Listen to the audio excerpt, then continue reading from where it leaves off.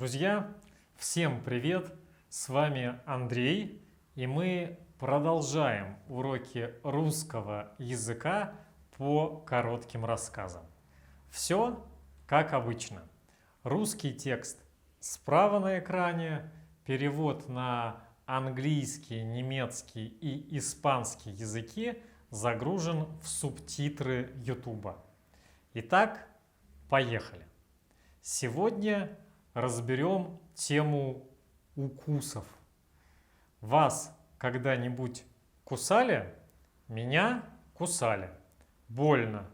Много раз. Мы окружены существами, которые могут ужалить или укусить. Мне страшно об этом думать, но ученые говорят, что даже во сне, когда мы кладем голову на подушку, миниатюрные клопы подкрадываются к нам. Эти твари вполне счастливо живут внутри большинства подушек. Хотите прогуляться по улице? Знайте, что вы можете стать добычей лучшего друга человека. Сотни пострадавших от укусов собак ежедневно обращаются в больницы.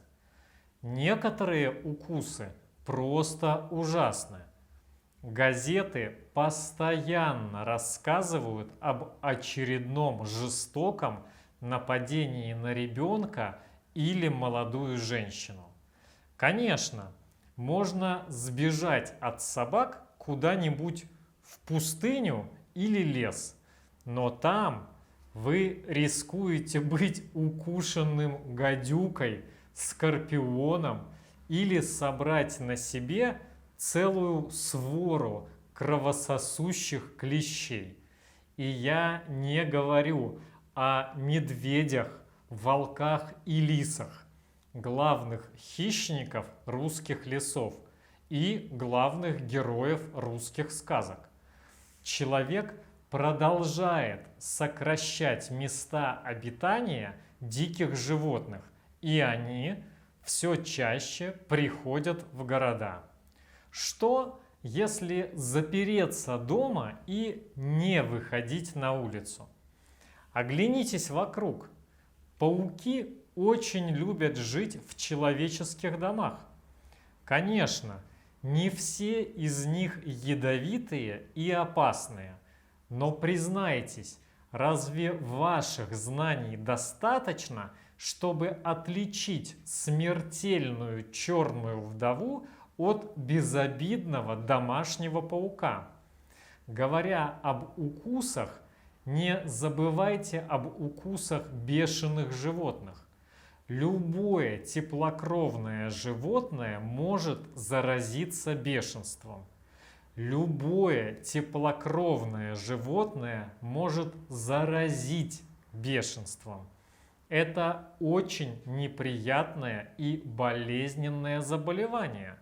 Скорее всего, вы умрете, если вам не будет оказана медицинская помощь в течение 48 часов после укуса. Помимо животных и насекомых, также могут кусаться люди. Человеческие укусы, если их не лечить должным образом, могут вызвать заражение крови. Укус, например, может быть получен в драке или даже от случайного прохожего. Дети в детском саду тоже часто кусают друг друга. Укусы людей, особенно тех, кто плохо следит за гигиеной полости рта или является переносчиком инфекционных заболеваний, могут привести к серьезным осложнениям. Помимо физического вреда, укусы могут иметь и психологические последствия. У некоторых людей развивается страх перед существом, которое нанесло укус. И, как правило, все пострадавшие испытывают тревогу или стресс, связанные с инцидентом.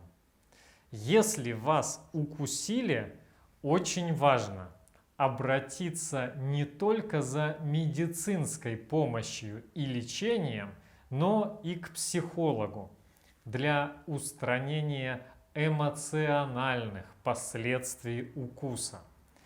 Как это часто бывает, профилактика имеет решающее значение. Помните, что хотя укусы могут быть частым явлением, их можно предотвратить, если соблюдать осторожность. Избегайте мест, где обитают опасные животные или насекомые. Носите защитную одежду во время походов или кемпинга. Все это может помочь снизить риск укуса. От укусов комаров и других насекомых используйте репелленты. Чистота в доме и борьба с насекомыми могут помочь снизить популяцию клопов. Дрессировка собак и обучение их владельцев резко понижает вероятность укусов.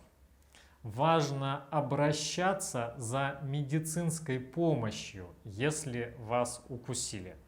Особенно, если укус был нанесен ядовитым животным или человеком. В некоторых случаях лечение может включать антибиотики, противоядие или даже хирургическое вмешательство. Несмотря на риски, связанные с укусами, важно помнить, что не все животные, насекомые или люди опасны и агрессивны. Многие из них просто неправильно вас поняли. Принимайте меры предосторожности и уважительно относитесь ко всем существам вокруг вас. Только так можно мирно сосуществовать с окружающей вас дикой природой. Ну, а у меня на сегодня все. Давайте учить русский вместе, давайте учить русский весело. Для этого не забывайте подписываться или поставить лайк. Нам будет очень приятно. Огромной вам удачи и пока. И самое главное, не кусайте друг друга.